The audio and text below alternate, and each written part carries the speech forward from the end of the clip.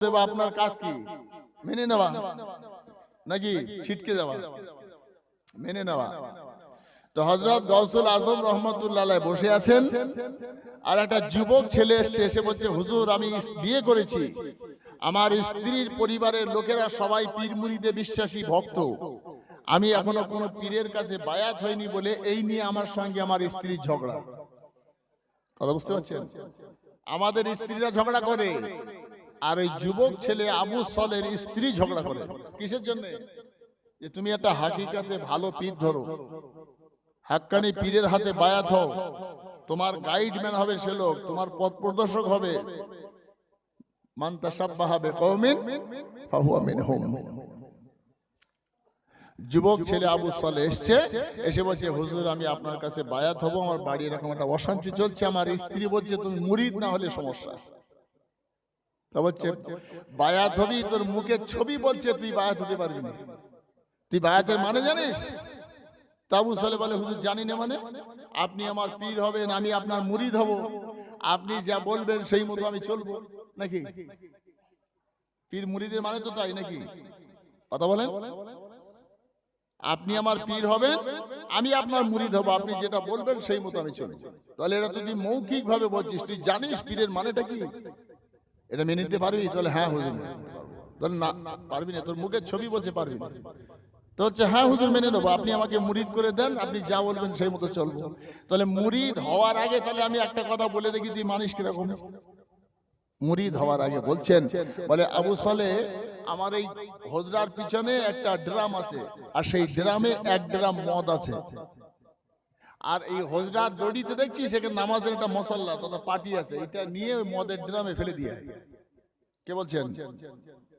হযরত গাউসুল আজম বড় পীর আব্দুল কাদের জিলানী রহমাতুল্লাহ। কি বললেন? নামাজের পাটিটা মদের ড্রামে ফেলে দিয়ে। পারবে কেউ? কথা বলেন না কেন? পারবেন? নামাজের পাটির মধ্যে একটা পবিত্র জিনিস মদে ফেলা যায়? মদ তো দাহা নাপাক, নাজাসাতে গলিজা, ভারী নাপাক। বলছে হুজুর এটা কি হয় সম্ভব?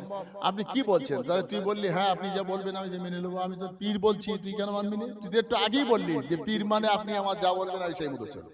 তা আমি তোর বলছি ওটা ফেলে দিয়ে আয়। তাহলে হুজুর তাহলে ফেলে দাও না, মানার মতন কথা বলেন, এটা মানা যায়? এমন একটা কথা বলুন যেটা মেনে নেওয়া যায়। তো বলছেন আমি তোর পীর বলছি, তাহলে হুজুর তাই পীর বলে তাই যা বলবেন তাই মানতে হবে? তাহলে তোর মুড়ি দিতে হবে না নাকি? বেয়াদব কথা। আমি তো বললাম তোর মুখের ছবি বলছি, তুই মানতে পারবি না। তাহলে হুজুর মানার মতন কথা বলেন, তবে না আমি যেটা বলছি সেটা কর। তো বলছে তুই দরবার ছেড়ে চলে যা। আবু সলে হাতটা জোর করে বলছেন, হুজুর তাড়িয়ে আমার দেবেন না, আমি রাতটুকুনি বাড়িতে যাই, আমি ভেবে দেখি আপনি কেন বললেন, কালকে সকালে এসে আপনার কথার উত্তর দেব। হযরতে গাউসুল আজমের দরবার ছেড়ে চলে গেল। আবু সলে বাড়িতে গিয়ে ভাবছে, ওগো আমার আল্লাহ, একই পীর সাহেব কার কাছে মুরিদ হতে গেলাম, একই ধরনের কথা, নামাজের পাটি একটা পবিত্র জিনিস, আর মদের ড্রামে ফেলতে বলেছে, আবার লোকে বলে ইনি নাকি বড় পীর। ও সারা রাত ধরে ছটফট করছে, হুজুর কি করে এই কথাটা বললে? হুজুর কি করে এই কথাটা বললো? তো ওনার বিবি বলছেন, কি হলো, তুমি মুরিদ হতে গিয়ে পাগল হয়ে বাড়ি আসলে? তুই কি একা একা কি ভুল বকছো, খাওয়া দাওয়া করছো না? তুমি খেয়ে নাও, আমি দুটো খাবো না। আমি খাবো না, তোর খাওয়া তুই খেয়েছিস বল। কি হয়েছে, কি পাগল হয়ে গেল? আবু সলে বলছে, আমার বিবি তুমি আমাকে ডিস্টার্ব করো না, আমি ভাবছি, আমাকে ভাবতে দাও, আমাকে একা থাকতে দাও, তোমার খাওয়া তুমি খেয়ে শুয়ে পড়ো। আবু সলের বিবি বলে, ওগো আমার স্বামী, স্বামী খাবে না, ছটফট করবে, আমি তার স্ত্রী অর্ধাঙ্গিনী, আমি কেমন করে খাবো? বলছে তুমি যদি না খাও সেটা তোমার ব্যাপার, তবে আমাকে তুমি ডিস্টার্ব করবে না।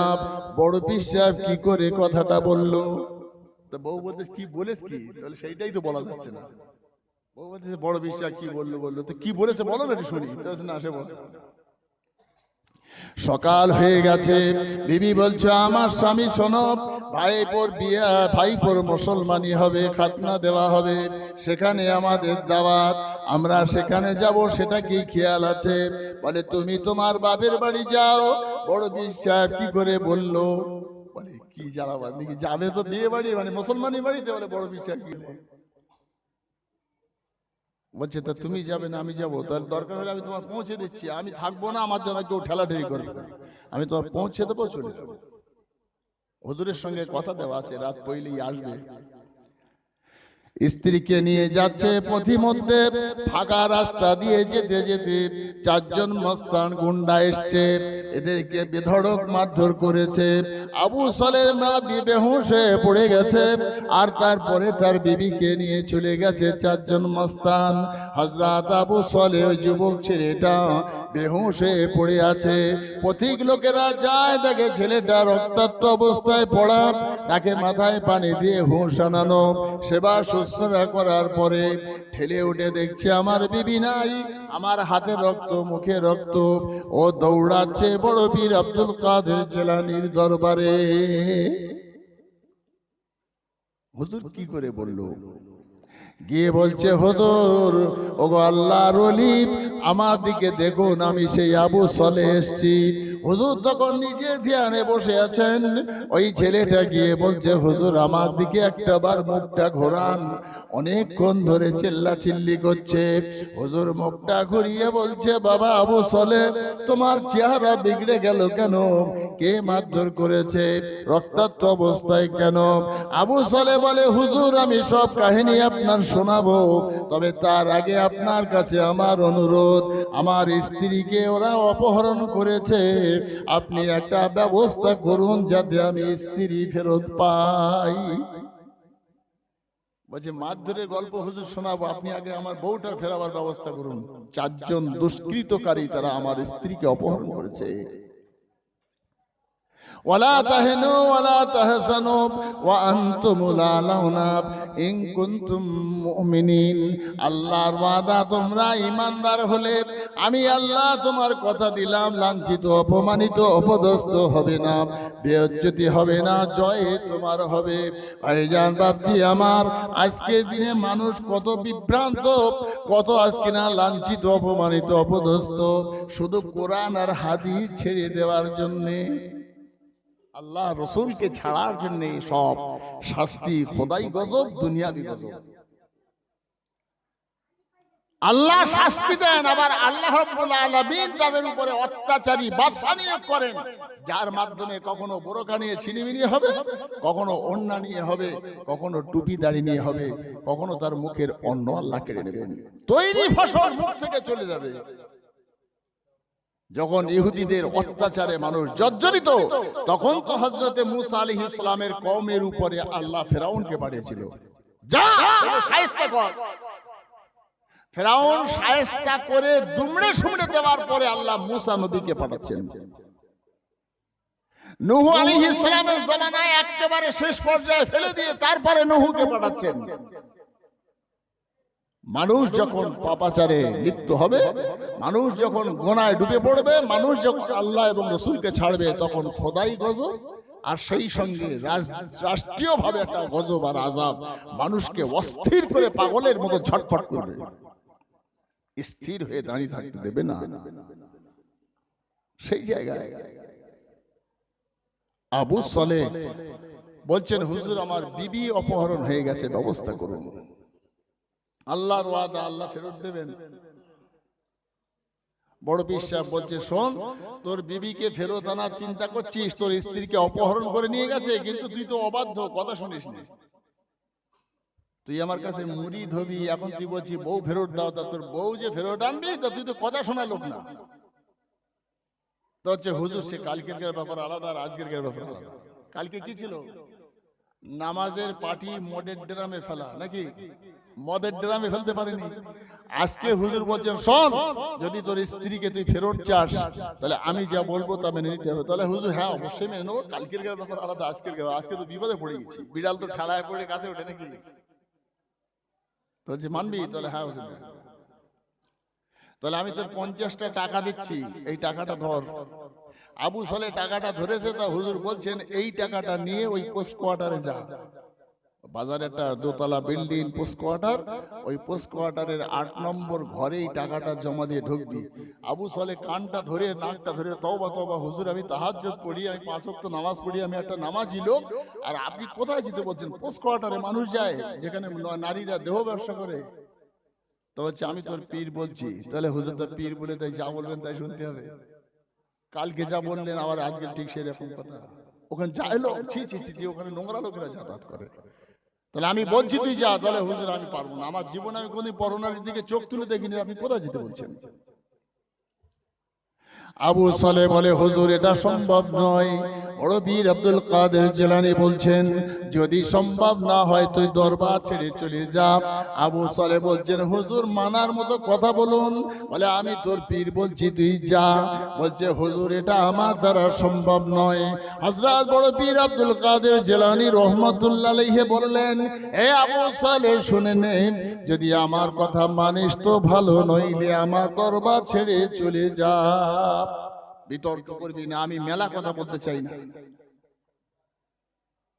টাকাটা নিয়েছে আবু সালে, নিরুপায় হয়ে গেছে, স্ত্রী অপহরণ হয়ে গেছে, তাই নিরুপায় হয়ে টাকাটা নিয়ে বলছেন আল্লাহ আমি আমার জীবনে কাজ করিনি, তা বড় বিশ্বাস টাকা দিয়ে স্যার যেতে বলছে, তা আমি যাচ্ছি, তা যা পাটটা ভয় যেন সব বড় বিশ্বাস নাকি পাঠাচ্ছে তো বড় বিশ্বাস বলে টাকাটা নিয়ে গেছে। টাকাটা জমা দিয়েছে, দেওয়ার পরে ঘরে দরজা খুলে দেখে আবু সালের বিবি নামাজের হালতে বসে কাঁদছেন। জোরে বলতে পারলেন না? বড় বিশ্বাস কোথায় পাঠালেন? ওর স্ত্রীর কাছে পাঠিয়ে দিয়েছেন। আবু সালে দরজার পাশে দাঁড়িয়ে বলছে আল্লাহ আমার বিবি এখানে বসে আল্লাহ আল্লাহ করছে বটে, কিন্তু এই ঘরের ভিতরে ওই শয়তানরা আবদ্ধ করেছে, আমার বিবির সতীত্ব এরা রাখে নাই। সন্দেহ তীর ওর ভিতরে খোঁচা দিচ্ছে যে আমার স্ত্রী আর ঠিক নেই। হযরত আবু সালে বলেন আমি দাঁড়িয়ে ভাবছি, আমার স্ত্রী বলছেন ওয়ালা তাহনু ওয়ালা তাহজানু ওয়া আনতুম লাউনা ইন কুনতুম মুমিনিন। ওগো আমার স্বামী তুমি কি কোরআন বিশ্বাস করো না? তুমি কি কোরআন মানো না? আমার আল্লাহ ওয়াদা করেছেন যারা ঈমানদার হবে প্রকৃত পক্ষে তার ইজ্জত সম্মান আল্লাহ রক্ষা করে। এ আবু সালে শুনে নাও, আমি সেই আল্লাহর জাত পাকের কসম করে বলছি আমাকে কেউ স্পর্শ করতে পারে নাই। যখন আমার ঘরে ওরা খরিদ্দার পাঠিয়েছে, এই দরজার সামনে একটা বুড়ো লোক বাঘের পিঠে সওয়ার হয়ে বসে থাকতো, দরজা খুললে ওই খরিদ্দাররা বাপরে মারে বলে পালাতো, আমার ছায়ায় আসতে পারেনি তারা। আবু সালে জড়িয়ে ধরে আল্লাহর কোরআনের আয়াতের উপরে বিশ্বাস করে বিবিকে নিয়ে সেই ঘর থেকে অন্ধকারে বেরিয়ে পড়লেন। পড়বার পরে হুজুর বলছেন ওগো আমার বিবি তুমি বলো ওই লোকটাকে তুমি কি দেখলে চিনতে পারবে? বলে হ্যাঁ চিনতে পারবো, ওই আমার স্বামী। শুনে নাও, সেই মানুষটা আমাকে বারবার গার্ড করেছেন, দেখলে পরে আমি চিনতে পারবো। বলতে বলতে হুজুরের দরবারের কাছাকাছি গেছে, আর বিবি বলছেন ওগো আমার স্বামী, যে লোকটা আমার গার্ড করতেন তিনি হলেন এই লোকটা। আর একটু জোরে বলুন। কতক্ষণ? 1-2 মিনিট লাগবে। আলহামদুলিল্লাহ, আমাদের সেরে তাজ মুজাদ্দিদুজ জামান রাহমাতুল্লাহ আলাইহির সুযোগ্য আওলাদ আমার শ্রদ্ধেয় ভাই আলহাজ পীর মরহুম মগফুর আল্লামা নুরউদ্দিন সিদ্দিকী সাহেবের সুযোগ্য সাহেবজাদা। সারা পশ্চিম বাংলা, বাংলাদেশ, আসাম, ত্রিপুরার মানুষেরা এক কথায় চেনে মেহরাব সিদ্দিকী সাহেবের। তিনি এসে গেছেন, এটা আমাদের আনন্দের সংবাদ। তাই প্রাণ ভরে একবার তাকবীরের ধ্বনি দেই, নারায়ে তাকবীর। আর একটু জোরে বলেন নারায়ে তাকবীর। আওলাদে মুজাদ্দিদুজ জামান, আওলাদে মুজাদ্দিদুজ জামান, সিলসিলায়ে হক ফুরফুরা শরীফ, সিলসিলায়ে হক ফুরফুরা শরীফ মহান মিলাদুন নবী জলসা আটঘরা তরফদার পাড়া যুবক বৃন্দ, জোরে বলেন না নারায়ে তাকবীর। দরুদ শরীফ আল্লাহুম্মা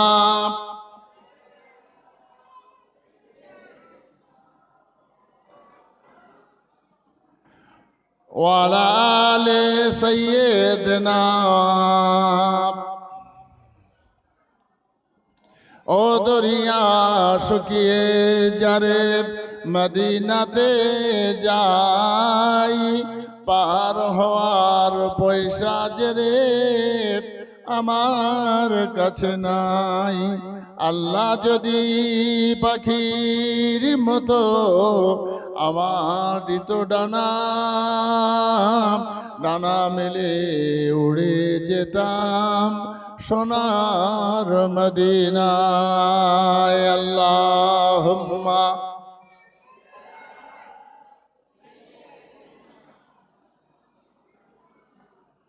ওয়ালা আলে সাইয়্যিদিনা।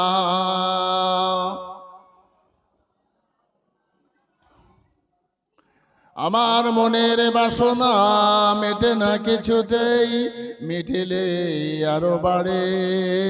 মিটিবে যেদিন কাফন পরিয়া আসিব কবর পরে। আল্লাহুম্মা